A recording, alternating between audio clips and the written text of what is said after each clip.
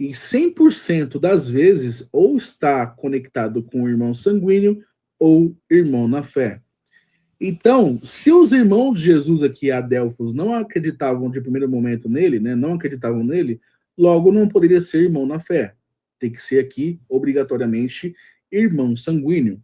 Então, qual que é a próxima argumentação dele, do Juan? Ele diz o seguinte, que 100% das vezes que o Novo Testamento cita a palavra irmão, ela utiliza ou o irmão sanguíneo ou irmão na fé. Mas será que é isso mesmo? Vamos dar uma olhadinha.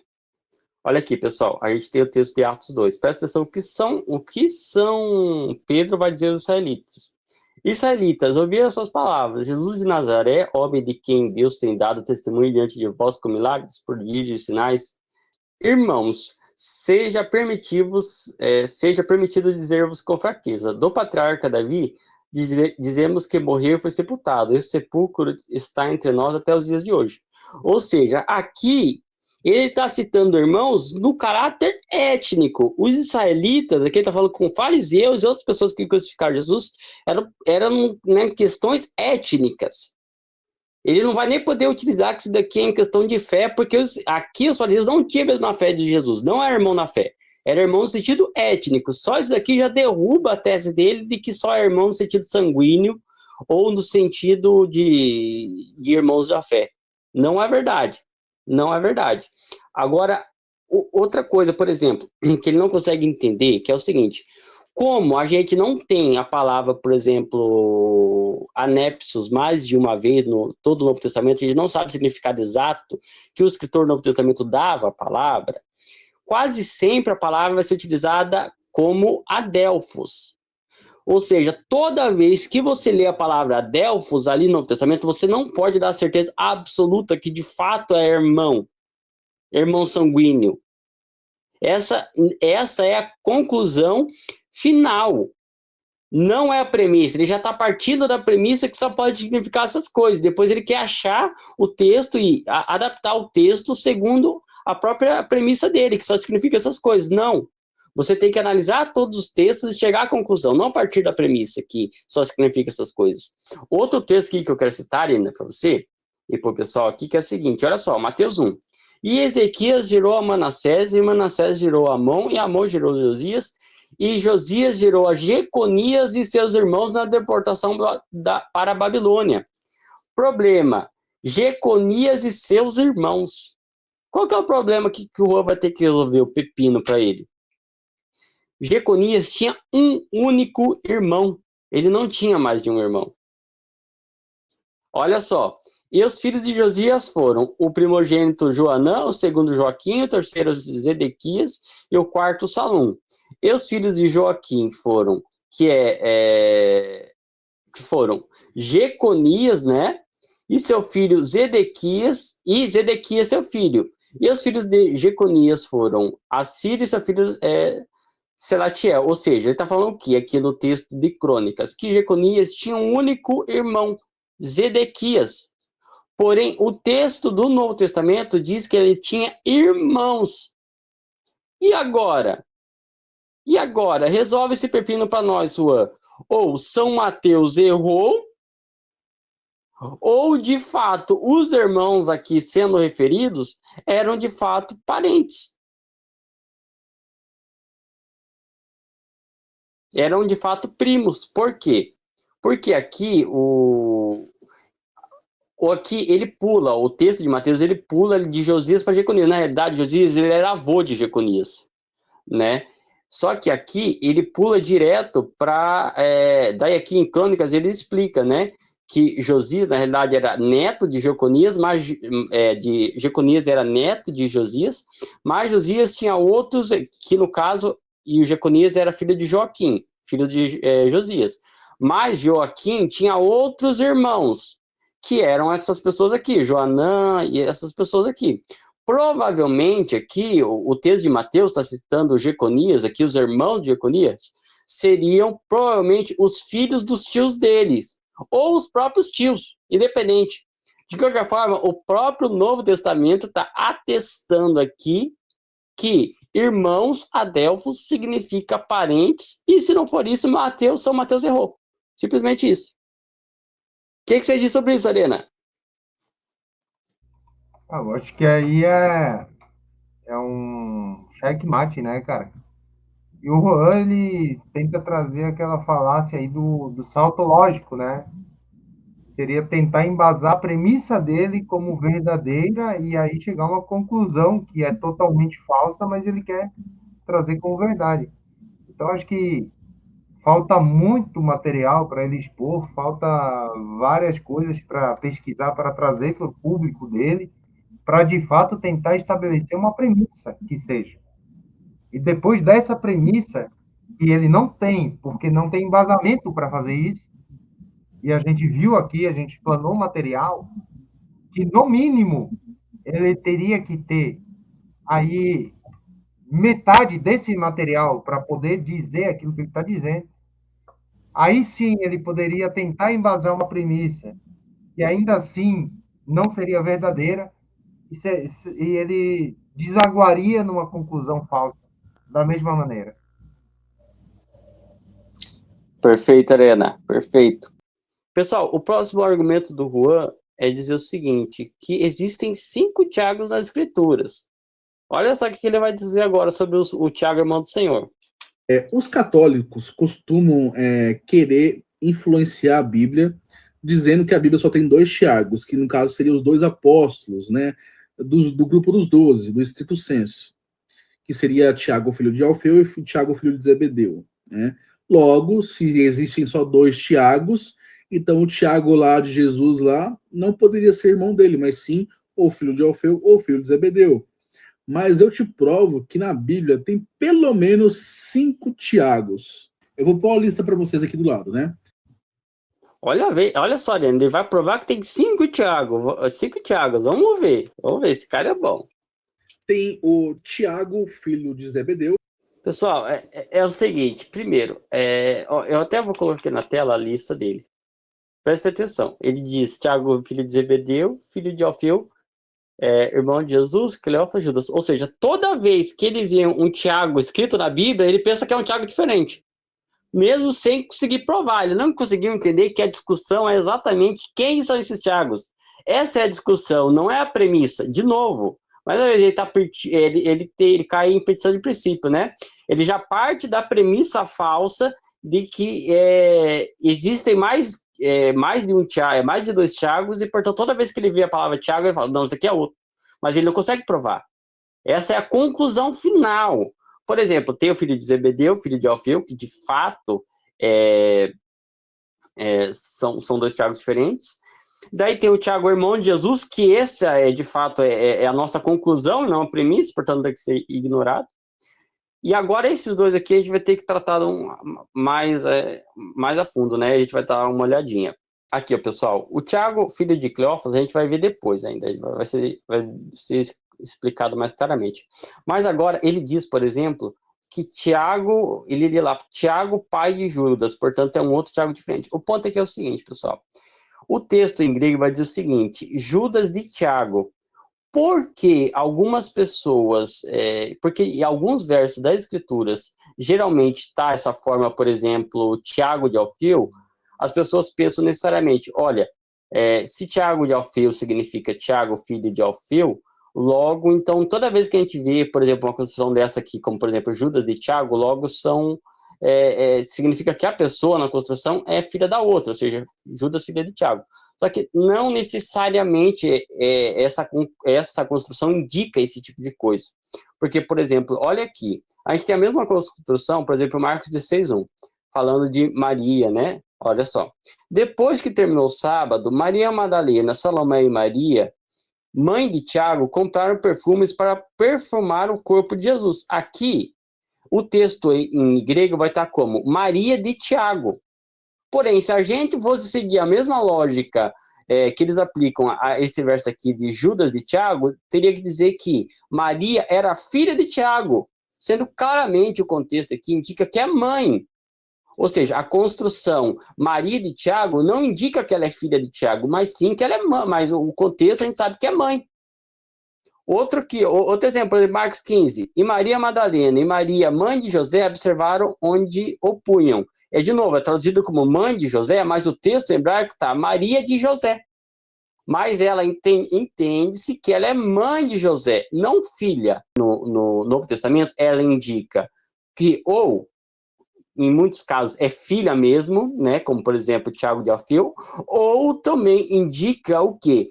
Que a pessoa é identificada pela outra pessoa mais conhecida. Nesse caso, como Tiago era muito conhecido, as pessoas identificavam Judas de Tiago, pelo próprio Tiago, pela pessoa mais conhecida próxima a ele, e não necessariamente que ela seria filha.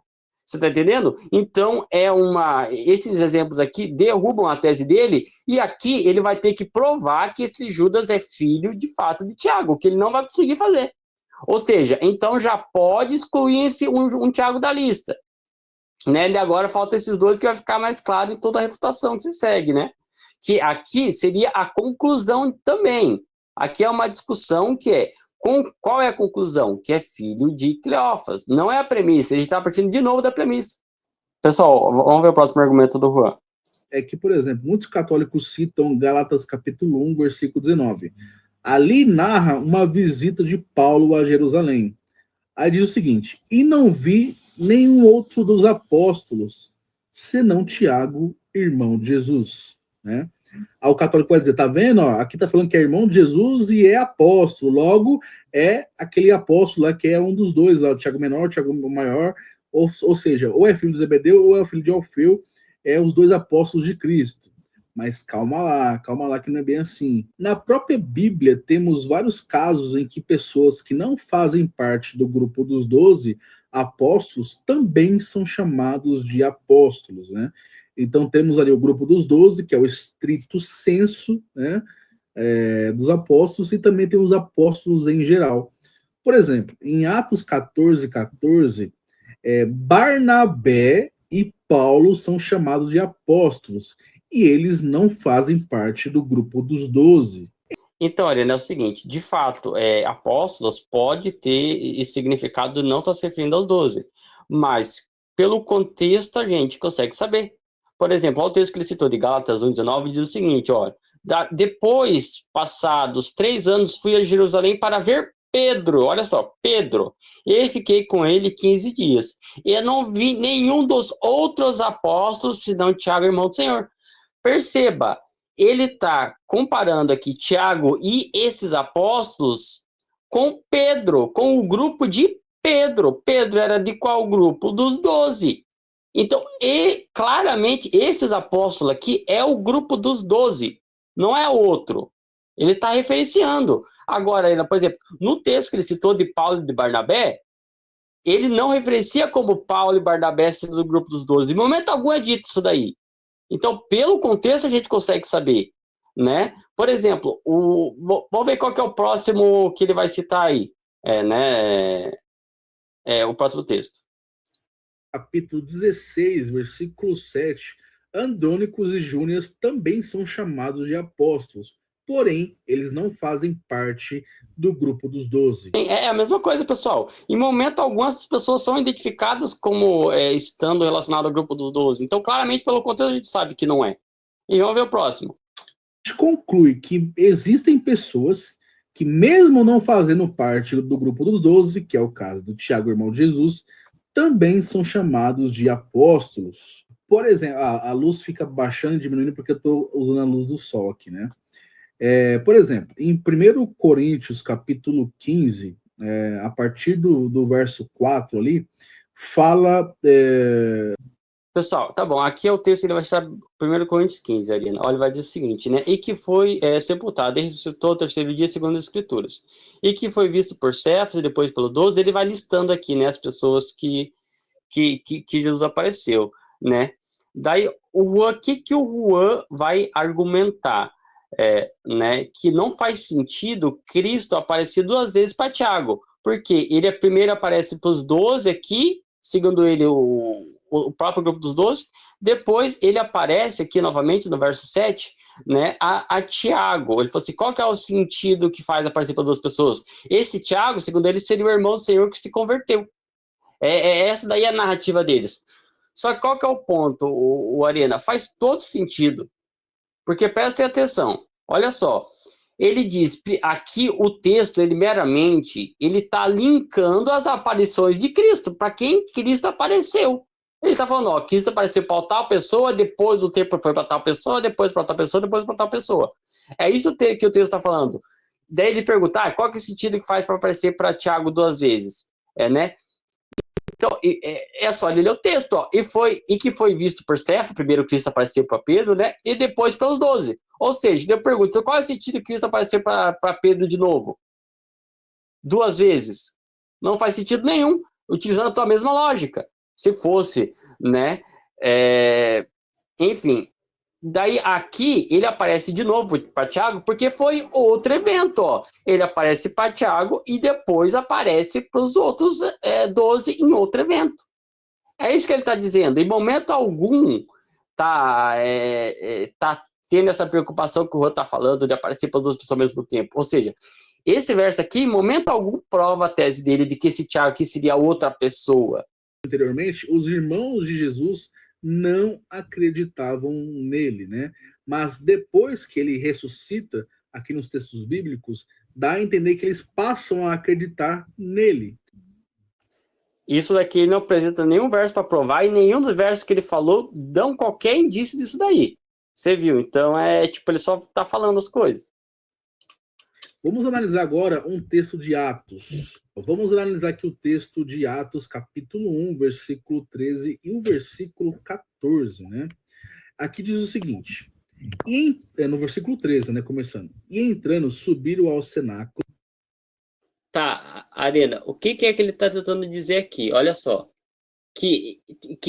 Verso 14, né? Todos eles perseveraram unanimemente em oração, súplicas com as mulheres e Maria, mãe de Jesus, com seus irmãos. Ele fala o seguinte, então todos os apóstolos estão aqui no verso 13, mas aqui no verso 14, Maria parece com os irmãos de Jesus. O que você tem a dizer disso daí?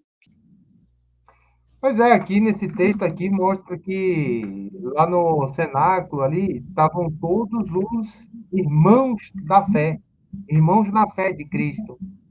E agora cabe aí o Juan provar que esses irmãos na fé não são adelfos, que esses aí são irmãos de sangue de Cristo, né? Sim. Pois ele tenta dizer como que se esses irmãos aqui estaria o Tiago, chamado Tiago, irmão do Senhor, né? Mas ele não consegue provar isso daí. É um salto lógico, porque você falou que se é irmão pode significar irmão na fé também, como ele sabe que não é irmão na fé isso daqui, mas é irmão sanguíneo? Porque ele quer que seja. Simplesmente isso, mas o texto não diz. É muito simples, né? Enfim, vamos continuar aí, Arena. Vamos ver o próximo argumento do Juan. Interessante para colaborar com isso é Mateus capítulo 12, versículo 46, que diz o seguinte: falava ainda Jesus ao povo, né? E eis que sua mãe e seus irmãos estavam do lado. Tá, enfim, para resumir o argumento do Juan, ele está falando basicamente é o seguinte: ele fala que a mãe e os irmãos de Jesus que estão vindo do lado de fora, né? Mas ao mesmo tempo que isso já estava lá dentro com os apóstolos. Daí ele pergunta, Arena, tá, mas os apóstolos estão lá dentro, então esses irmãos aqui não podem ser do grupo dos 12. Mas é claro, nem todos os irmãos de Cristo, inclusive que são listados lá naquela lista, fazem parte do grupo dos 12. O que isso prova? Não prova nada. E percebe, esse texto aí, Oriana, se você analisar bem, Jesus está lá na Galileia. Ou seja, justamente onde que ele morava e vivia os parentes e as pessoas que ele era próximo. Então é claro que os irmãos de Jesus estariam ali, os parentes dele. Então a Virgem veio com os irmãos de Jesus, né, ver onde estava Jesus. Tá? Não tinha só Tiago como o Tiago menor como irmão de Cristo, sabe, em toda a Bíblia, né? Que é no caso o filho de Alfeu. Então é um argumento que não faz sentido nenhum. Não, é verdade, Fresque.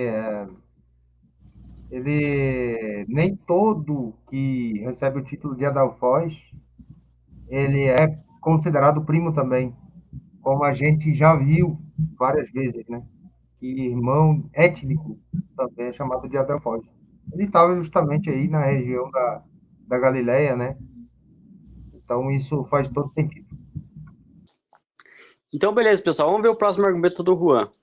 Por quê? Em 1 Coríntios capítulo 7, no versículo 5, Paulo diz o seguinte: não vos priveis um ao outro. Enfim, pessoal, ele vai citar o texto aí de 1 Coríntios 7, só que aí, para você ver como que, às vezes, quando você está lendo um texto e corrido, você não percebe algumas coisas. Primeiramente, o texto está falando especificamente para as pessoas que não conseguem viver na castidade. Porque São Paulo, né, Arena, ele aconselha a viver todos na castidade. Porém, como existem pessoas que não conseguem, né, viver nesse âmbito de castidade, ele diz que é melhor casar. Então, o contexto é isso daí, né? Não conseguir viver na castidade. Daí, olha o que o texto vai dizer aqui, que o próprio que eles distorcem, né? Você vai dizer o seguinte, ó. Não vos priveis um ao outro, senão por consentimento mútuo por algum tempo, para vos aplicares ao jejum e oração, e depois ajuntai-vos outra vez, para que Satanás não vos tente pela vossa intemperança. Percebe-se. Ele está falando o seguinte, ó, não vos priveis um ao outro, senão por consentimento mútuo. Ou seja, o que o texto está dizendo? Ele está falando, olha, primeiro de tudo, isso daqui vai estar valendo se as partes envolvidas quiserem, se algum lado quiser. Se algum lado quiser relações sexuais, o outro não negue. É isso que ele está falando. Tudo que ele está falando, basicamente, que ele fala que é só para ficar por um tempo, é especificamente para se alguém dentro da relação, de fato, quiser ter relação sexual. Porém, ele não fala de pessoas que não querem ter relações sexuais dentro do casamento. A regra que ele não está colocando como regra o fato da pessoa ter que necessariamente, estando dentro de um casamento, ter relações sexuais após esperar um tempo para orar. Ele não está falando, ele não está estabelecido isso como uma regra, mas ele está falando dentre daqueles que vivem um casamento onde um dos lados, pelo menos, quer ter essas relações sexuais, então não se privem um ao outro. Se você ler mais o texto mais abaixo, ele vai dizer o seguinte, ó, porque o corpo é do homem, o corpo do homem é da mulher e da mulher é do homem, né? Pertence um ao outro. Exatamente. De agora eu pergunto, e se o homem, como dono do corpo da mulher, e a mulher, como dona do corpo do homem, não quiserem ter relações sexuais? São Paulo nem fala disso. Não é essa a intenção. A intenção é justamente daqueles que não conseguem viver, né, na castidade e que querem ter relações sexuais estão dentro do matrimônio, mas aqueles que não querem, ele não toca. Seria até estranho ir contra isso que você falou, que é hermenêutica do contexto no qual São Paulo está falando, porque, e digamos hipoteticamente, que algum cristão não queira ter relação sexual com a sua esposa e alguma cristã não queira ter relação sexual com seu esposo, e juntos cheguem a um consenso em comum. Ora, parece então que São Paulo estaria proibindo isso, né? Essa liberdade de escolha das pessoas. Seria até Isso. engraçado. Exato, e não é o que o texto está dizendo, Arena. Não é o que o texto está dizendo. Ele nem está tocando nesse âmbito, né, de pessoas que não querem ter, mesmo estando casado. Não é essa a preocupação dele, né? E outra coisa, ele logo abaixo, São Paulo disse que ele fala isso não como ordem, mas como concessão. Mesmo se a argumentação toda que eu falasse aqui não fosse verdade, que eu estivesse falando, ainda assim seria uma concessão. Tem até isso daí, né? Ou seja, a argumentação desse pessoal de que não, São Paulo só está permitindo se separar, viver em castidade por um tempo e depois tem que necessariamente ter relações sexuais, não é verdade. Não é isso que o texto está dizendo, é uma ideia que é ou um salto lógico. E, pessoal, e por que essa questão toda? É muito simples. Se você ler o número 30, números 30, vai dizer exatamente o quê? Ó, se na ocasião, uma mulher casar com um homem, né? Se na ocasião do seu casamento ela estiver ligada por algum voto ou algum compromisso inconsiderado e seu marido, sabendo, não disser nada naquele dia, seus votos serão válidos, assim como os compromissos tomados. Mas se o marido, no dia que disso tiver conhecimento, desaprová-lo, serão nulos o seu voto e o compromisso tomados inconsideravelmente, e o Senhor o perdoará. Ou seja, ele está falando o quê? Basicamente, que se uma mulher tem votos de castidade e no dia do casamento o marido sabe desses votos e ele aprovar, logo o voto continua sendo válido. Ou seja, o casamento estando sob um voto, de maneira alguma, manter esse voto de castidade seria um pecado. Pelo contrário, quebrar o voto seria pecado. Ou seja, e é exatamente esse tipo de relação que São Paulo não está abordando nesse texto. Não é essa questão aqui, sabe? Então é só para deixar claro, né? Só para deixar claro. Dizer que Cleofas, né, ou Cleofas, é o mesmo que Alfeu, é o mesmo nome, né? O que é mentira, porque se a gente for analisar no grego, no aramaico, no hebraico, não tem nenhuma ligação os dois nomes, né? Eles vão falar isso, ou eles vão... Será, Arena, será que não existe ligação entre Alfeu e Cleófas? Vamos dar uma olhadinha nisso daqui. Pessoal, olha o que o acadêmico John McHugh, né, no livro dele, The Mother of Jesus in the New Testamento, inclusive ele vai citar o texto do Lightfoot, que é um grande teólogo da história do protestantismo, né, são grandes referências, aqui são pessoas que são protestantes, sabe, nem são católicos, né, então são referências, inclusive a Lightfoot, aí pesquisem, era um bispo, inclusive, se me lembro bem, ele era anglicano, inglês, né, e ele era um protestante, e são referências no assunto. Preste atenção o que o John McHugh vai dizer nesse texto aqui dele. Preste atenção, olha só. Disse que os dois nomes próprios, Alfeu e Cleopas, né, são formas alternativas de transcrever a mesma palavra aramaica, Helphai. A letra inicial dessa palavra, o resto aramaico, pode ter sido omitido na transcrição grega, como em Alfeu, ou substituído pelo capa ou ti grego, daí se tornando, né, Clopas ou Clopas. Essa identificação, é claro, fortaleceria consideravelmente o argumento em favor da visão de Jerônimo, pois explicaria por que Maria, esposa de Alfeu, também é chamada de Maria de Clofas. Mas aparentemente foi completamente despercebido pelo próprio Jerônimo, ou seja, nem o próprio São Jerônimo tinha percebido isso daqui, né? Mas enfim, Lightfoot sobre esse mesmo tema escreve: acredito que ocorre primeiro em Crisóstomo, né, que ele nota isso, que incidentalmente se refere a Tiago, irmão do Senhor, como filho de Clopas, e depois dele em Teodoreto, que é mais explícito, e ambos relatando em Gálatas, né, o texto de Gálatas. Para um grego sírio que, mesmo que não pudesse ler a versão peshita, saberia que Chalfai, né, o Calfai, era a representação aramaica, ou melhor, original aramaico de Alfai. Não seria de se estranhar que ocorresse a ele enxertar essa identificação na teoria de São Jerônimo. Ou seja, eles estão atestando que sim, Alfeu e Cleofas provavelmente era um nome só. Ou seja, ou mesmo que não seja provavelmente, sim, é possível e era provável que, de fato, essas palavras, né, na sua adaptação ao grego, se transformasse, né, nessa grafia que a gente conhece hoje, de Alfeu para Cleofas, né? Por exemplo, e todos os derivados da palavra aramaico, Halfai, como o próprio acadêmico vai dizer. Então, mais um argumento do Juan que está refutado aqui. Tá bom, pessoal, então vamos ver qual que é o próximo argumento do Juan aqui.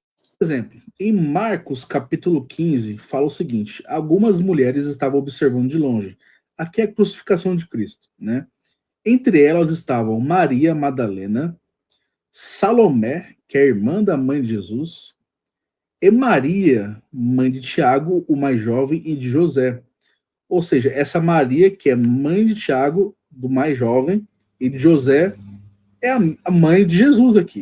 Perto da cruz de Jesus estavam sua mãe, a irmã dela, que no caso é Salomé, né? Maria, mulher de Clopas, e Maria Madalena. Aqui ele cita que Maria, mãe de Jesus, estava ao pé da cruz, né? Só que, quando a gente vai para Marcos capítulo 15, versículo 40, os católicos vão dizer que essa Maria, mãe de Tiago, o mais jovem José, não é Maria, mãe de Jesus, é Maria de Clopas. Será que aqui em Marcos, que os católicos falam que essa Maria aqui é a Maria, mulher de Cleofas, né? Será que Marcos iria omitir a pessoa mais importante, que no caso seria a mãe de Cristo? Omitir ela para colocar outras Marias secundárias? E olha o que Mateus... Então, é o seguinte, o fato é que os textos sinóticos descrevem 3 mulheres ao pé da cruz e o texto de João descreve 4. Isso daí é fato, né? Ou seja, e no quarto evangelho, eles descrevem que Maria, né, a mãe do Senhor, estava ali também. Então, o que o Rua tenta fazer, Oriana? Ele tenta identificar a Maria, mãe de Tiago, lá dos textos sinóticos, com a Maria, mãe do Senhor, né, dos textos de João. Mas, de qualquer forma, está faltando uma Maria aí, porque tem 4 lá. O ponto é o seguinte, eu desafio, passa um pente fino na Bíblia inteira, do Novo Testamento inteiro, e procure qualquer vez onde a Virgem Maria é referida como qualquer outra coisa que não a mãe do Senhor. Ela nunca vai ser referida como mãe de qualquer outra pessoa, identificada por qualquer outra pessoa, é sempre Maria, mãe do Senhor, Maria, mãe de Jesus. Não tem outra identificação. Se os textos sinóticos estivessem citando que a Virgem Maria estava ao pé da cruz, no texto, né? Eles falariam Maria, mãe do Senhor, não Maria, mãe de Tiago, não Maria, esposa de José, nem Maria outra coisa. Até porque eles estariam inovando, porque em todo o Novo Testamento, nos sinóticos, eles estão sempre falando, ó, Maria, mãe do Senhor. Do nada eles metem Maria, mãe de Tiago. Não faz sentido. E o próprio contexto demonstra por quê? Porque o Evangelho de João fala Maria, mãe do Senhor, ou seja, quando vai citar a Virgem Maria, os evangelistas reconhecem, não, tem que ser Maria, mãe do Senhor, para identificar, porque essa é a identificação dela. Né? Daí ele vai apelar, você, mas vai esquecer de citar a Virgem Maria, por que eles esqueceram de citar a Virgem Maria? Eles simplesmente não citaram no texto sinótico e ponto final, cara, não tem que ficar se perguntando, quer dizer, a gente até pode perguntar o porquê, mas não adianta você ficar apelando para a emoção, eles simplesmente não mencionaram e ponto final. Agora, e o próprio texto agora que ele vai citar na sequência, a Ariane e o pessoal que está ouvindo, vai provar que, de fato, o meu argumento procede, o dele não tem sentido nenhum. Presta atenção, vamos lá. Em Lucas, capítulo 24, no versículo 10, fala o seguinte, aqui as mulheres vão para o sepulcro de Jesus para poder ungir o corpo dele, né? Fala o seguinte, presta atenção, aqui cita Maria Madalena, Joana, Maria, mãe de Tiago, e outras que estavam com elas, né? Os católicos, eles vão ter que admitir que Maria simplesmente não foi ao sepulcro do filho. Será mesmo que Maria simplesmente não iria, né, no sepulcro do próprio filho para ungir o seu corpo, sendo que ela ficou ali com Jesus até o final ali, né, nos pés da cruz? Aí outros católicos podem dizer, mas Lucas não quis mencionar ela. Mas, o Lucas iria mencionar Marias secundárias, Marias de menor importância, e iria simplesmente esquecer da Maria mais importante, né? A Maria que os católicos mais veneram, que é a mãe de Jesus. Qual é o sentido disso? Então, obviamente que essa Maria, mãe de Tiago aqui, é também a mãe de Jesus. Tá bom, então ele perguntou qual é o sentido nisso daí, Arena, de citar essas outras Marias e não citar a Virgem Maria. Tá, vamos ver como São João relata, né, quem estava presente, né, no sepulcro de Cristo. Presta atenção. Pessoal, primeiro de tudo, a gente tem que saber que, basicamente, só compara, cada evangelho descreve de forma diferente as mulheres que vão ao sepulcro. Mas olha só, como é que o texto de São João vai relatar quem é que estava lá no sepulcro, né? Na ressurreição de Cristo. O mesmo, e lembre, João é o João que fala que a Virgem Maria, a mãe do Senhor, estava aos pés da cruz, um pouco acima. Olha só como que ele vai relatar, né, quem estava no sepulcro. Ó. E no primeiro dia da semana, Maria Madalena foi ao sepulcro de madrugada, sendo ido escuro, e viu a pedra tirada do sepulcro. Correu, pois, a Simão Pedro e continua. Presta atenção. Os textos sinóticos que ele citou falam que, que Maria, mãe de Tiago, estava no sepulcro. Vamos supor que essa Maria, mãe de Tiago, de fato, é a mãe de Jesus Cristo. Perceba-se. Daí o Juan fala assim, então quer dizer que o evangelista esqueceu de citar a mãe do Senhor? Mas olha só como que o São João cita. Ele fala que só Maria Madalena estava no sepulcro. De agora eu pergunto, será que São João esqueceu de citar que a mãe do Senhor estava no sepulcro também? Por que ele só cita Maria Madalena? Se de fato aquela Maria mãe de Tiago que estava lá no sepulcro, que é relatado nos outros evangelhos, fosse a mãe do Senhor, como é que São João aqui no evangelho dele esqueceu de citar essa mulher, essa Maria mãe do Senhor? De agora vira a pergunta para você, Juan. Será que São João esqueceu de citar a mulher mais importante da Bíblia? Será que ele citou outras mulheres secundárias? Citou Maria Madalena, mas não citou a mulher mais importante, que nem ele diz, que os católicos mais veneram? A pergunta volta para você, Juan. Resolve esse pepino aqui pra gente. Então não tem por que você tentar se colocar na cabeça do evangelista. Por que não colocou? Simplesmente não citou e pronto.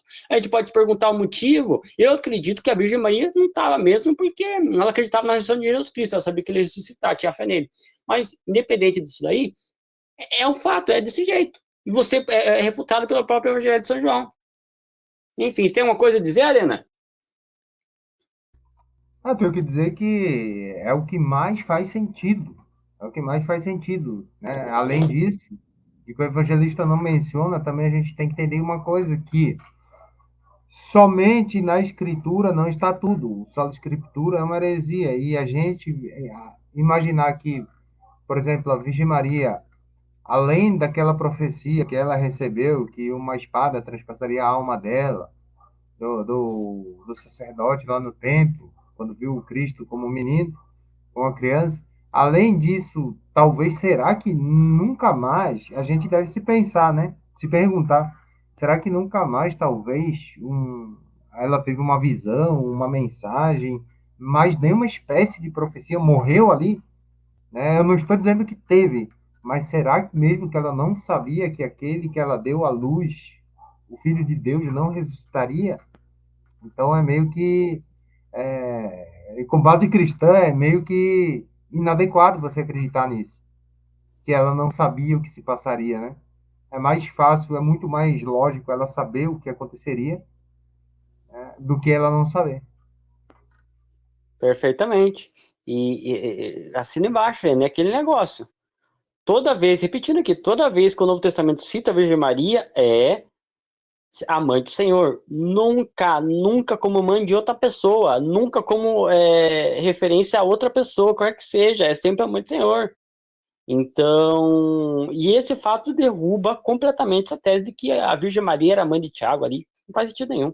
Mas assim, vamos para o próximo argumento do Juan. Eu queria mencionar um achado arqueológico que também prova que Jesus teve irmãos e que Maria teve mais filhos, né? E esse filho vai ser o Tiago, né? De novo, o Tiago, né? Polêmico. Tá bom, pessoal. Aqui eu vou só comentar por cima, porque sinceramente é um argumento ridículo que eu nem quero levar em conta aqui, né, para essa discussão aqui.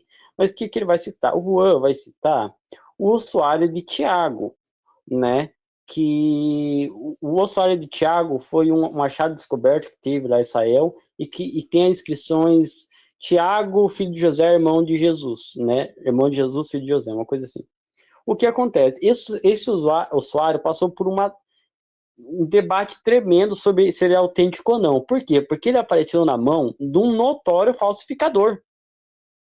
O cara é simplesmente um falsificador e teve até processo contra ele, por aí vai. Enfim, teve o processo, durante o processo teve toda a discussão sobre se era autêntico ou não.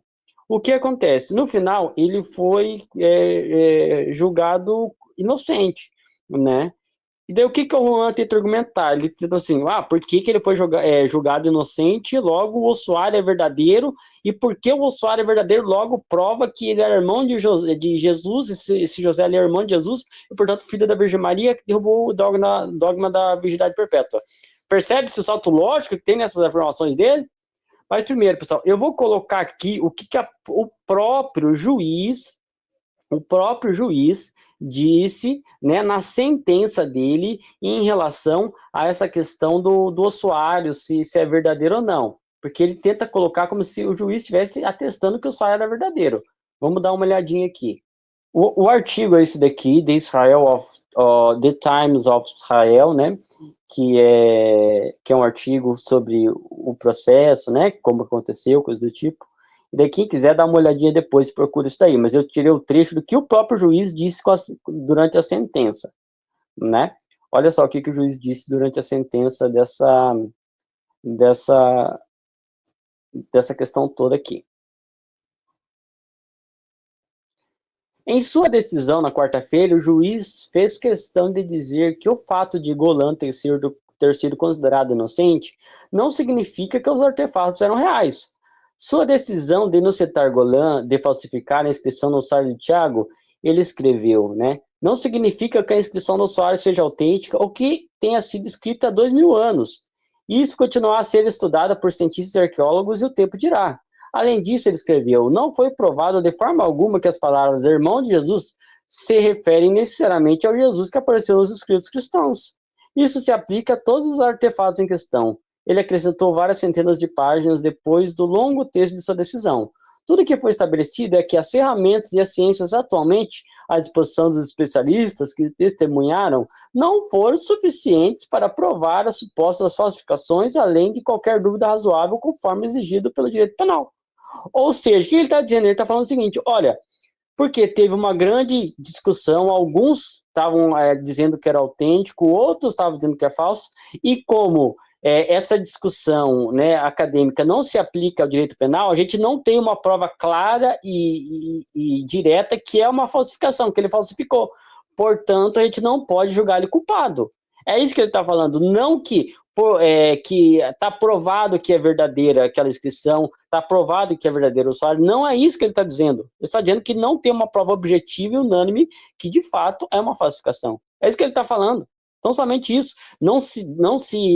Esse tipo de coisa, a autenticidade desse artefato, não é decidido por decisão de juiz. É decidido através de debate acadêmico.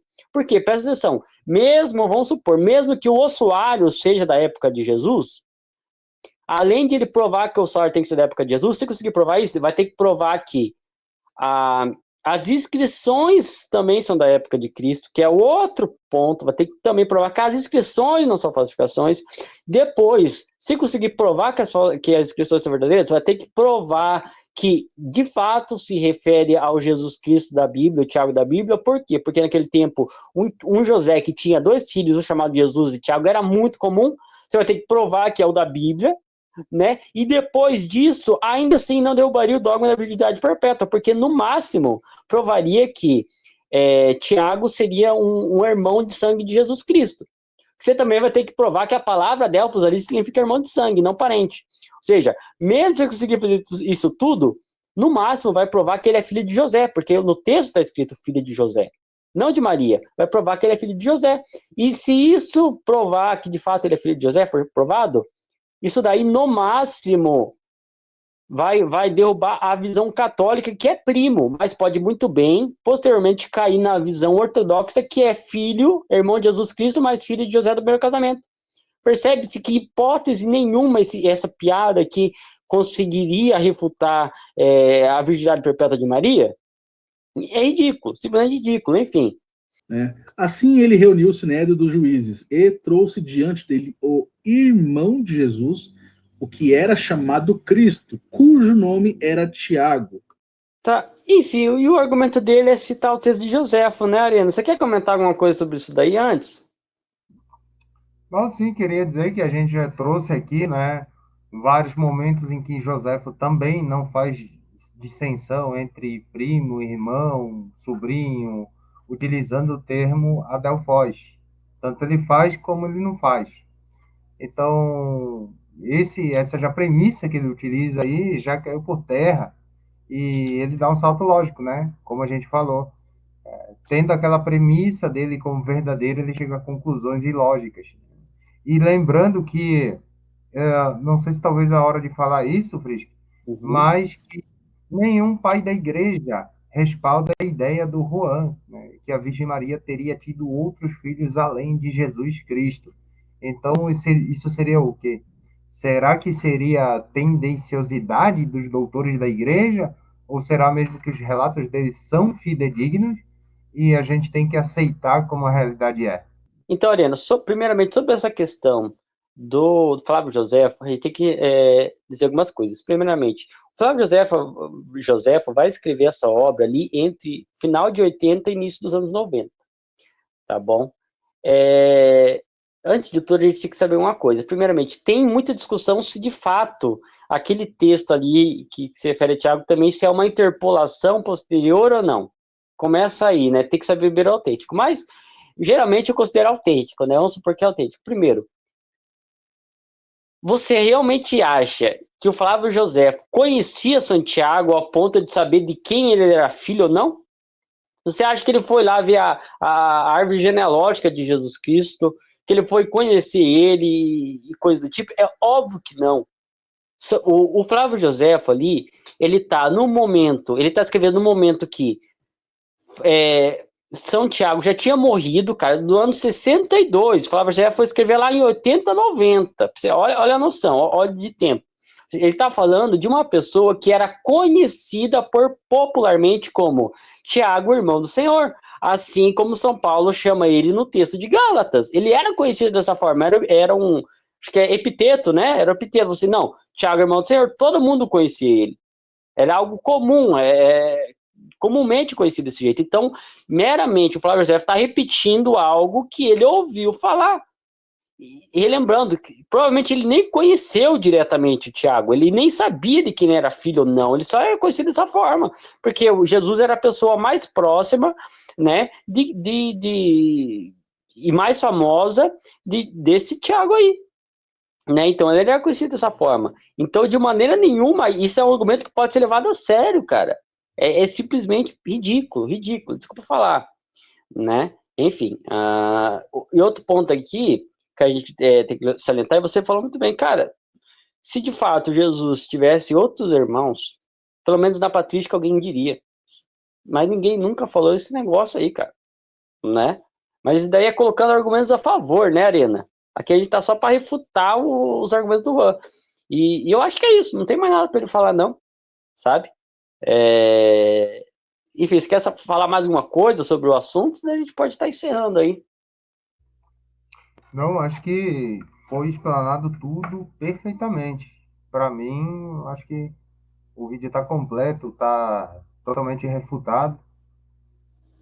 Pode carimbar aí o passaporte do Juan para o país das heresias, né? E você viu, né, Lorena, no princípio, cara, ele falou que iria, como que é, esfarelar, refutar uma resposta definitiva ao dogma da verdade perpétua. No final, ele só falou mais do menos e de uma maneira bem mais ignorante do que geralmente escuta os protestantes falar por aí. Nada de novo, mesma coisa de sempre. São argumentos fraquíssimos, né? Né, não? Enfim, não tem muito mais o que tirar disso aí. Enfim, eu acho que é isso, né, Ariana? A gente pode finalizar. Então, pessoal, é o nosso primeiro vídeo do canal.